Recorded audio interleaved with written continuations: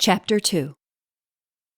"Go to sleep, little man," Amber whispered, gazing down lovingly at her son as she rocked the cradle gently back and forth, hushing him, the combination of the motion and the soothing warmth of her voice sending the baby into his slumber and dreams. Amber still couldn't believe that she was a mother. She felt so young herself, and the responsibilities of parenting were complex, even overwhelming at times, bringing sleepless nights, worry, and stress. But fundamentally, her son brought unrequited joy, total happiness, and, above all, a sense of a greater purpose and meaning to her life. Another dimension which was extra special was the fact that she was sharing her parenting experiences and responsibilities with the baby's father and her soulmate, Bray. He had finally returned to her after so much time spent apart when the Technos invaded their city, with destiny reuniting them a few months earlier. Amber was elated to have two special men in her life in Bray and their newborn son. Though once, there had been a third, Jay. When Bray and Amber had been separated shortly after the invasion that had torn them apart, she had struggled to cope with the notion that she might never see him again. It wasn't just a question that he seemed to have disappeared off the face of the earth, but painfully, Amber had to face the very real prospect that he might not be alive. Over time, she had found solace and love in Jay, one of the Techno commanders who had turned on his leader, Ram, and helped put an end to the authoritarian regime who had invaded the city, finally joining Amber and the Mallrats.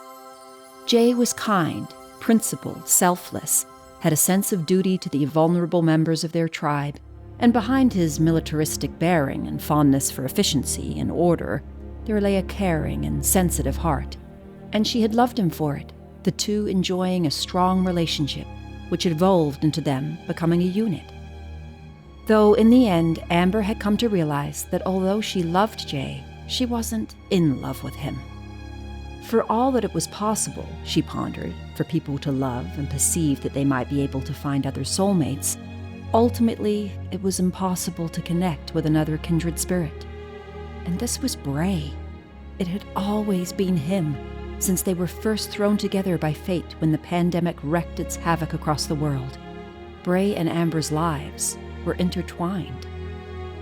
Whether or not it was a matter of opposites attracting, or if they recognized similar qualities and traits signifying that perhaps in reality true love emanates from recognizing similar aspirations in one's partner, they were the quintessential star-crossed lovers, almost made for each other. Bray understood Amber in a way that nobody else did, and she had the same effect on him. They almost had an invisible language where they knew how the other one was feeling without a single word being said, and she was looking forward to building their future life together with their son. Both Bray and Amber, though, regretted that Jay could not be with them on this journey as the new generation tried to build a new world from the ashes of the old. Jay had been killed defending them all, paying the ultimate price, and in doing so had saved many innocent lives. His efforts would not be in vain, Amber promised, leaning down to kiss her child, who was now fast asleep.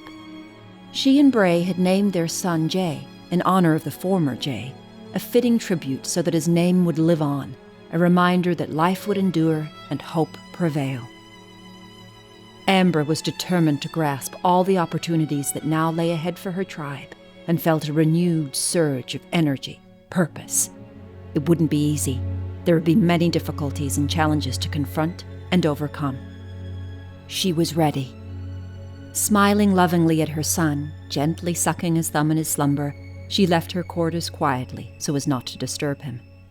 Heading along the upper concourse of the mall, she motioned to Sammy, who was playing basketball with some of the other younger members of the tribe. "Try and keep the noise down, and keep an eye on baby Jay for me, will you please, Sammy?" Sammy sighed. "But what if there are any nappies or diapers or whatever you call them to change?" "Oh, and I suppose you have better things to do, like playing basketball?" "I could have gone with Bray and Lex, checking out the city in different sectors." "I think you'll be able to protect Bray and Lex at some point in time, Sammy." "Really?" he questioned excitedly. When they become elders, Amber replied, sensing a way in which to motivate Sammy. And when you're an elder yourself, who knows? Maybe you can teach young Jay to protect you as well. Not that you might need it. I'm sure you will grow into a mighty warrior. Got it, Sammy replied. Oh, and don't worry about the baby being changed. I'm sure I can find someone who'll do it. Amber smiled, despite herself. It might be useful for you to learn too, Sammy, because we all have to depend and look out for each other. That's what being a part of our tribe is all about. Sammy nodded and moved away to the other players, cautioning them to keep the noise down and move further away from Amber and Bray's quarters, because Jay was fast asleep and he didn't want the baby to be disturbed. Amber thought there was hope, and this incident punctuated that she need to look for it in any way that she could, however seemingly trivial. The guardian locked his eyes with Amber as she approached, a hateful expression on his face, full of spite, simmering anger, and vengeance. He was being held in isolation in a makeshift cell, a caged area in the basement of the mall, originally used by the adults to keep various supplies and goods in the cavernous shopping complex of the old world. He had to be kept alone, the mall rats felt, because of the extreme danger he presented to others, let alone to himself. He was unpredictable and had tried on many occasions to attack those guarding him whenever they got near him. His face was covered in scratches and cuts. He'd also injured himself in the past, using any implements he had access to in the cell in order to punish himself, some bizarre form of self-flagellation to ritualistically appease his divine master, Zoot. The mall rats had learned to not let anyone get too close to him, and to not leave any items in his possession that he could otherwise use to cause harm. Traitorous witch! The guardian hissed venomously, his arms stretching through the bars, reaching out intensely, as if he was trying to seize Amber, who was standing some meters away, keeping her distance, the other side of the cell. How's he doing? Amber asked Celine. It was Celine's turn monitoring the prisoner, with each member of the Mallrats taking shifts on the rota. Much about the same. Celine indicated her clothes, which were covered in freshly made stains of still warm soup, resulting from an incident minutes before Amber's arrival, when the guardian had flung the meal that Celine had brought him, the plastic bowl zinging through the bars and spilling its contents all over her. Are you okay? Amber asked, hoping Celine wasn't hurt, let alone finding her time guarding the cell too distressing. I'll be fine, Celine smiled, putting on a brave face. Good thing we've all had so many meals with Lex. I'm used to bad table manners. Amber couldn't help but smile slightly too, as well as feel enormous pity for the guardian, sympathy. He wasn't well, of sound mind. He clearly had some severe difficulties, a mental illness, without access to the care, maybe even medication, that he so obviously and desperately needed. The guardian began to manically laugh at Celine's remark. Lex, he whispered repeatedly, faster and faster, getting into a fervor of excitement, building himself into a frenzy, saying Lex's name over and over again multiple times, before he stopped, suddenly, thrusting his gaze upwards to the ceiling. Lex! The guardian shouted, one final time, his arms reaching out to the heavens as if in worship, a serene countenance on his face. He stared, looking up in a deep sense of inner reverence. Some thought that you should return to the jaws of your foul, slavering master of Lucifer and hell. But had you not released the mighty one, Zoot, there would be no God in the heavens to lead us all into the salvation of power and chaos. Amber and Celine exchanged a sad glance while they watched the guardian cautiously. Amber so wanted to help, as did Celine, to do something, anything to ease the guardian's inner turmoil, bring peace somehow to his deeply troubled mind and soul. The tribe had no idea what they were going to do with him, let alone some of the others who were also being kept prisoner in the aftermath of the recent battle. Lex had stated that he was in favor of putting the guardian on trial, so that he could serve justice for the many war crimes and wrongs he had committed. But would it be a fair trial? That was Amber's concern. Would the Guardian even be in an emotionally fit state to stand trial? Or was it too late? Was he lost forever in the grip of some form of madness? Lex scoffed at Amber's stance, believing that the only people suffering any form of madness would be the tribe themselves if they gave any sympathy to the Guardian. Fortunately, when it was put to a vote, Amber was supported by the other members of the tribe, who agreed that the Guardian was fragile, a victim of his own mind, and needed care. If they were to have any hope in rebuilding a better world and creating the type of just society Amber and the Mallrats so wished for, then they had to find some way of rehabilitating the Guardian, along with any others who faced great difficulties and needed extra care. They couldn't just cast them away, or keep them locked up for eternity, or even release them into the dangers and challenges they would find in this godforsaken world, in which everyone was not only struggling to exist, but survive. The Guardian was just one of many issues with which the tribe had to contend. Amber was looked to as the de facto leader, because although she had not been recently elected as such, everyone always came to her with their problems, hoping she would have some advice or find a way to help. And, characteristically, she possessed a seemingly natural ability to provide sound and unsentimental advice, and to lead in a fair and just way. Amber's next task was to visit a separate area in the mall where the Guardian's former allies, and more opponents of the Mallrats, were being kept. "Good luck," Celine wished Amber as she started to leave. "You're going to need it." The Guardian yelled menacingly, watching Amber go, a manic glint in his eyes, prior to erupting into a fit of hysterical and vengeful laughter. Amber didn't look back, ignoring his goading. "It won't be long now," the Guardian shouted out as she went. "And you don't even know." Lex thought it was the technos I was warning him about, but you haven't seen anything yet. Just wait until you meet the true bringers of power and chaos. Though she was resolute and didn't engage the Guardian further, or even know what he was referring to, the Guardian's words and demeanor did unsettle Amber, along with Celine. And the Guardian's reference played on her mind as she arrived where Alois and the warriors of the Legion tribe were being kept, the members of the collective.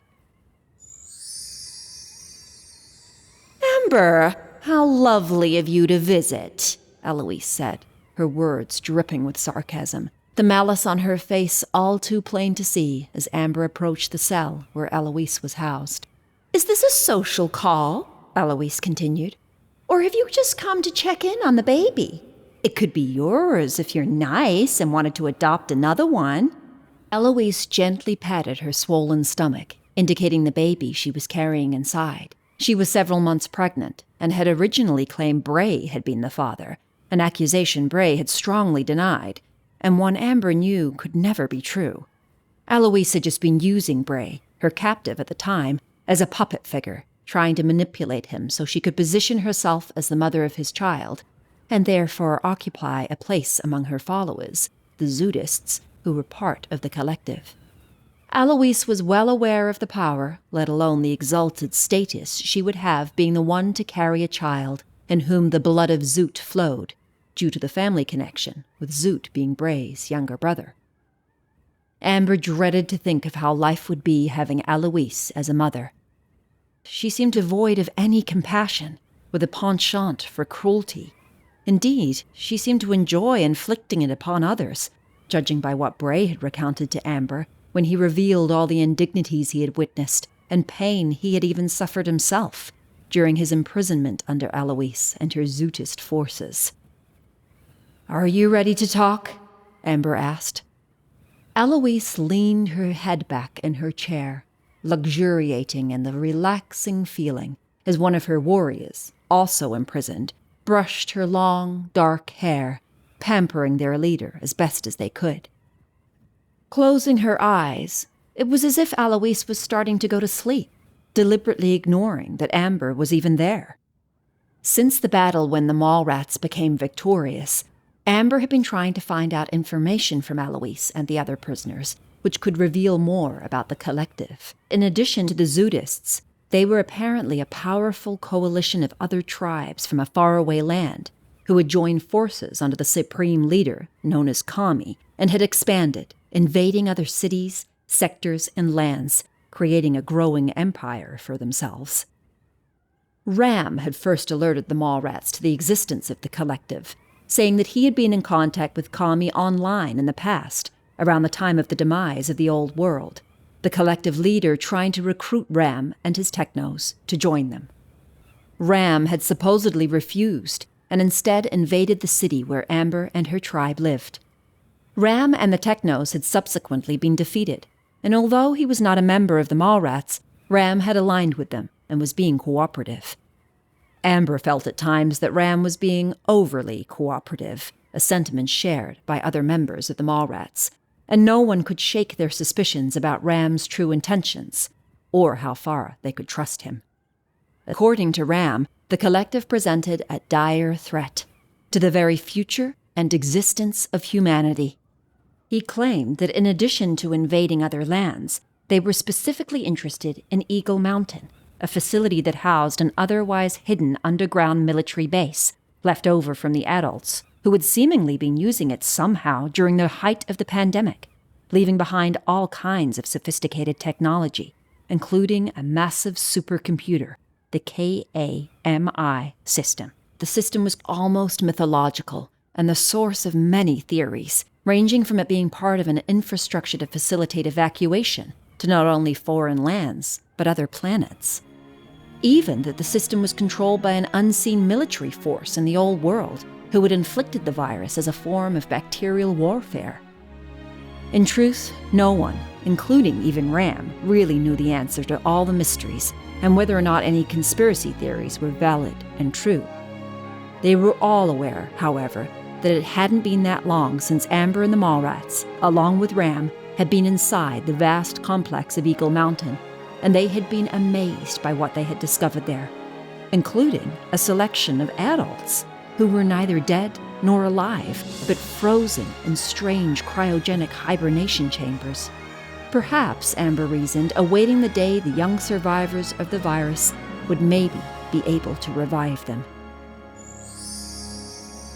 "Quiet," Sammy whispered in growing unease, "or you'll get us all in trouble." He had managed to persuade the younger ones to forget about their basketball game for fear of it wakening baby Jay. Now, though, he realized the suggestion of a different game seemed like a good idea at the time. It was becoming a nightmare for him to control as Brady exuberantly raced through the main concourse of the mall with an excited squeal, followed by Tiffany, the two girls trying to keep away from Shannon. The children engaged in a high-energy game of hide-and-seek, each participant counting to 10, but resisting every urge to peek through their fingers to see where the others were choosing to hide. "This'll have to be your last game," Trudy called out to the kids. "Your lunch is almost ready." Sammy breathed a sigh of relief as he noticed Trudy signaling to the younger ensemble from the food hall. Trudy had been helping May prepare a meal, some large cooking pots of stew simmering on the stove in the food court, and it was a delight to see Brady so happy while she played. They had been through so much together, such drama already in Brady's young life, and Trudy hoped that finally they, as well as the tribe as a whole, had the chance to start afresh and build something new, a better and secure future for successive generations. "It actually tastes pretty good," May said, surprising herself as she tasted a spoonful to make sure it was finished. It was the best she and Trudy could come up with, given the scarcity of ingredients. They had thrown together an assortment of tin food and almost hoped for the best. And somehow, they had delivered an appetizing stew. The children certainly seemed to enjoy it, but suddenly all let out a wailing scream along with Trudy and Celine as they noticed Lex swagger through the food hall carrying a mammoth carcass of a wild boar over his shoulders. "What on earth is that?" Trudy asked, trying to put on a brave face to calm the distraught children, while Lex casually flung the carcass on a counter. "What do you think it is?" dinner for the next week, hopefully. Lex replied while washing his blood-soaked face and hands in a nearby sink. I'm exhausted. Can someone fix me something to eat? That smells pretty good. He added, glancing at the stew in a saucepan as he slumped in a chair. I'm sure you're quite capable of serving yourself, Lex, Trudy said, while exchanging an indignant glance with May. We're not your servants, you know, May added. And I'm not going to bring home the bacon and be expected to cook it. That's woman's work. Lex sneered disdainfully. I hope you're joking, Lex, Trudy said. Of course. Well, maybe a bit. Lex replied, enigmatically. Calm down, kids, May appealed. There's no need to be afraid of that pig Lex brought, because he's the biggest threat until he learns the true meaning of equality. The children were still distraught, gazing clearly repulsed by the sight of the dead animal on the counter, its eyes staring, opaque at the moment of death with an expression as equal to the fear the children clearly had. Charming, Lex scoffed to himself. I mean it, Lex, May continued in her disdain. You're the biggest pig I know. A chauvinist pig. She smiled proudly at her own wit, and Trudy couldn't help but smile too. Here, I'll fix something for you to eat, but just don't make it a habit, said Trudy, while ladling up a bowl of the stew and passing it to Lex, who lifted the bowl and slurped on the contents without using a spoon. How did you kill it, Lex? Sammy probed, in a mixture of intrigue and excitement. It probably fainted when it saw another pig, May continued, mocking Lex. I mean, one who's such an amazingly strong alpha male. Give it up, May. I'm not in any mood. Lex snapped, prior to shrugging modestly to Sammy. It was no big deal. I used a couple of large stones to drop it and then speared it with a branch. Can you teach me to hunt one day? Sammy pleaded. If you get me another bowl of this stuff, then I might consider it. Lex replied, sliding the bowl to Sammy, who crossed to the stove and served up another portion. You're something else, Lex. You really are, May sighed. Thanks, Lex replied, shrugging again modestly. It wasn't meant to be a compliment, Trudy added. Well, it should be. Lex replied. Especially after what I've gone through all morning trying to keep this tribe safe, as well as fed. Few could have foreseen, let alone Lex, the irony in the comment, and how the lives of the Mallrats were destined to be changed forever.